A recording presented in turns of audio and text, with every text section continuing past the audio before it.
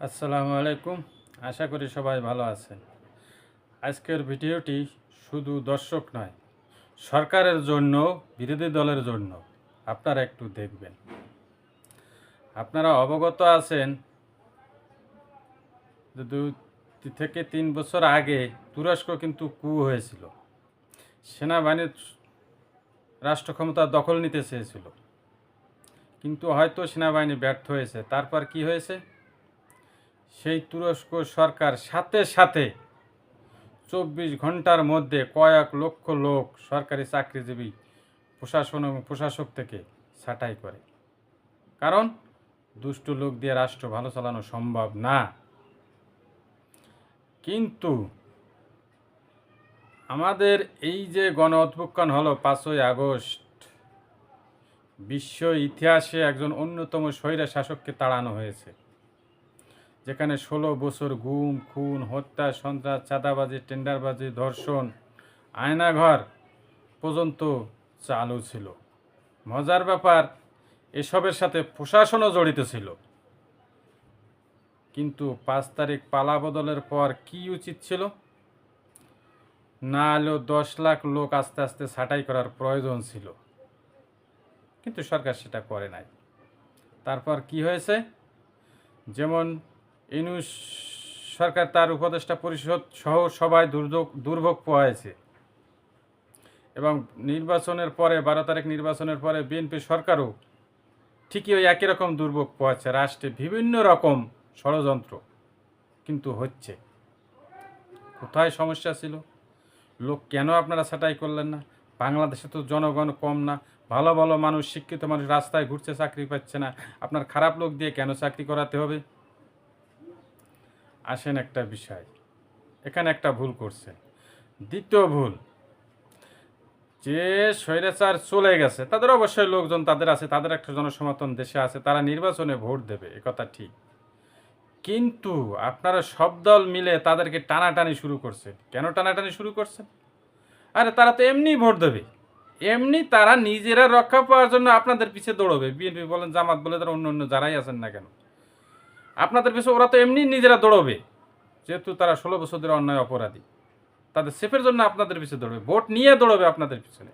আপনারা তো ভোট নেওয়ার জন্য তাদেরকে কেন্দ্রে যেতে বলবেন, তা না করে আপনারা নিজেরাই তাদেরকে সব দল মিলে টানাটানি শুরু করলেন।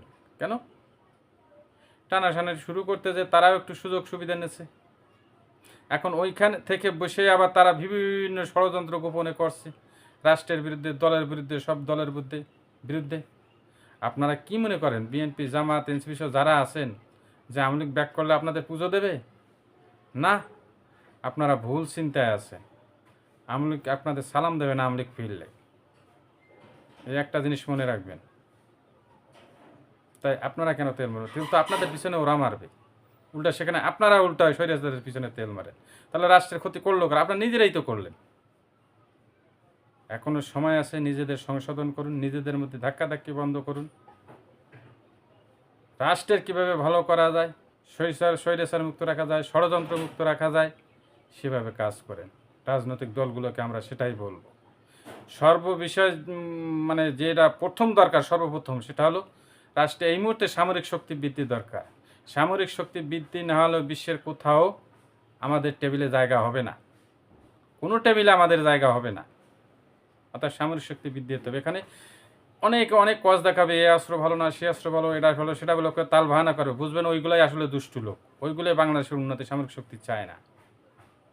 অর্থাৎ সেই হিসাব করে কাজ করবেন। সরকারকে খুব দক্ষতার সহিত সামনে আগাতে হবে, যেন কোথাও ভুল নয়। ভুল হলে কিন্তু বিপদ। চারিদিকে হায়নার দল হুত পেতে আছে। তবে এটা আমরা জানি, আর কিছু যাই হোক, দিন শেষে সব রাজনৈতিক দলে স্বৈরাচারের পক্ষে কেউ না, এটা আমরা জানি। তারপরে সতর্কভাবে চলতে হবে, দেশে গণতন্ত্র টিকিয়ে রাখতে হবে। ভালো লোকগুলোকে চাকরি দিন, খারাপ লোকগুলোকে চাকরি থেকে সরান। আমাদের দেশে জনগণের অভাব নাই যে আমাদের লোকে ঘাটতি পড়ে যাবে। বিভিন্ন অসঙ্গতি আছে সমাজে, সেই দিকে খেয়াল দেন, ওইগুলো দূর করেন। জনগণের যে সেবা, সরকারি যে সেবা পাওয়ার দরকার, ওটার একটা নিরাপত্তার ব্যবস্থা করেন, সুষ্ঠুভাবে যেন জনগণ পায়, ওইটাই জনগণ চায়।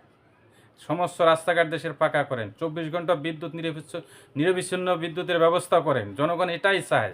আপনাদের ওই আপনি হেঁটে হেঁটে অফিসে গেলেন না ট্রাকে চড়ে অফিসে গেলেন, ওটা কিন্তু জনগণ দেখবে না। জনগণ চায় তার পর্যাপ্ত সম্মান, তার পর্যাপ্ত অধিকার। আশা করি বিষয়গুলো মাথায় রাখবেন, সরকার মহোদয় ভিডিওগুলো দেখবেন। আজ এ পর্যন্তই। আল্লাহ হাফেজ।